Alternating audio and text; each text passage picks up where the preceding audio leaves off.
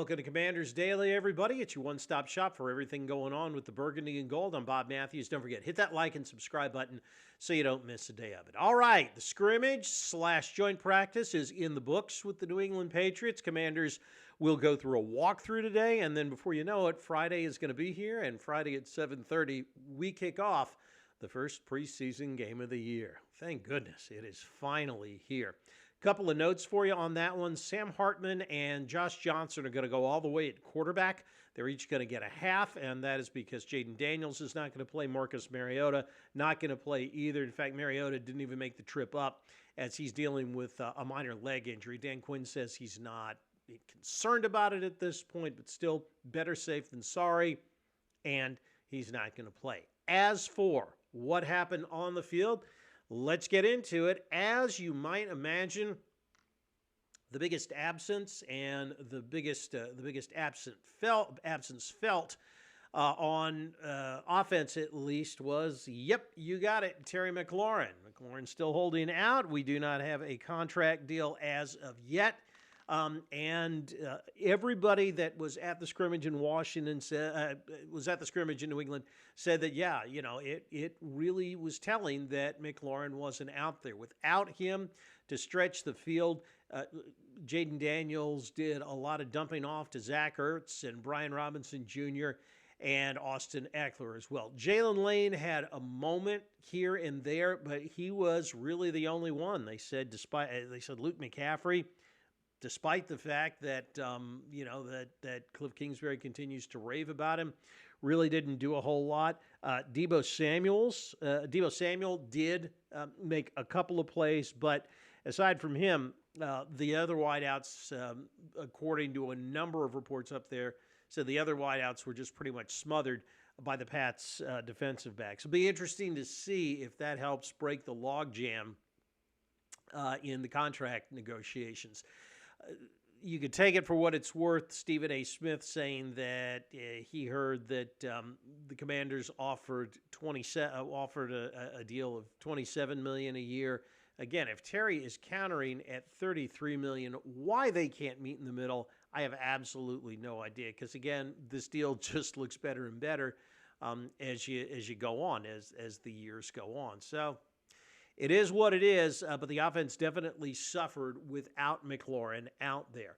As for some others that stood out, while the passing game maybe, or at least the deep passing game, was hindered because of McLaurin not being out there, there were a bunch of others, other offensive players, looking at my notes here, that did make some good impressions out there. Laramie Tunstall, boy, people are just raving about him. Now, again, I know he's an all-pro left tackle. You'd think that they would, but it's still nice to hear, that he is out there and that he is dominating in his one-on-one matchups as well as, on the 11-on-11 and even the 7-on-7s.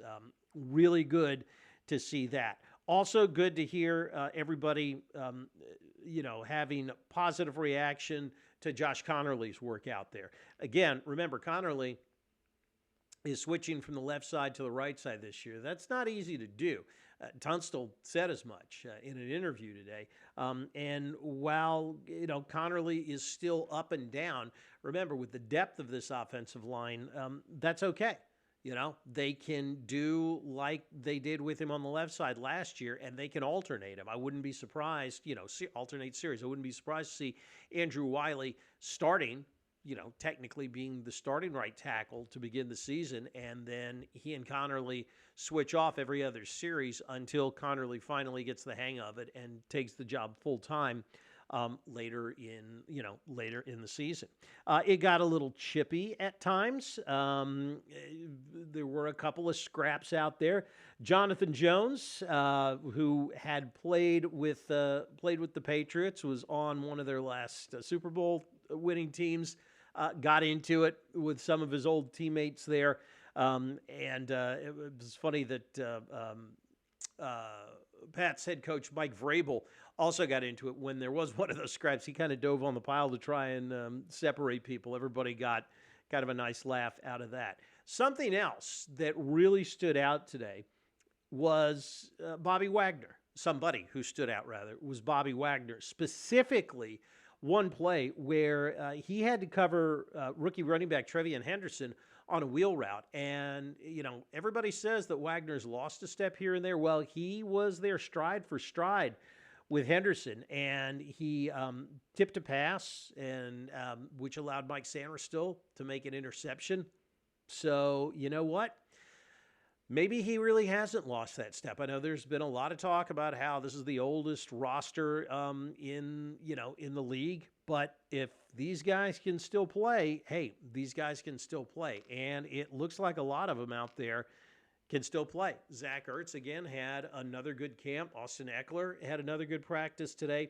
And again, with Wagner doing what he did today, I just think that goes to show you that despite their quote-unquote advanced age, I think these guys still have plenty left in the tank, and, it might not be such a bad idea. They are, of course, they're in kind of a win-now mode, which is very, foreign to all of us, but that's just the way it is with Jaden Daniels being on a rookie contract. And speaking of which, Daniels had, again, another good day. It's funny, we kind of are used to seeing him and hearing about him every day, but it was interesting to listen to a lot of the Boston and the Providence writers who were maybe seeing Daniels up close for the first time and talking about what a great job he does. And the fact that you're hearing, again, about Jaden still having a strong camp, you see these guys who haven't seen him before and say, boy, he never misses a read, he never puts the ball on the ground, et cetera,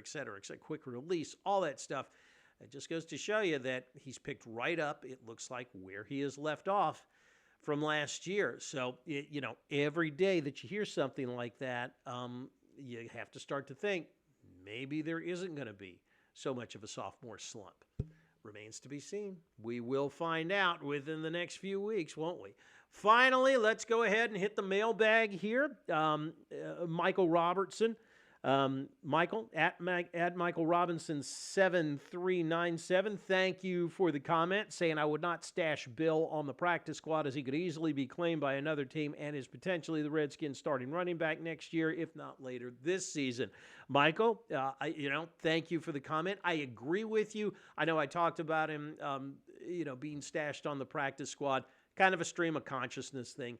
I really do think that either he will beat out Chris Rodriguez, or maybe they will, or they can very easily keep Croxy Merritt on the roster as a fourth running back.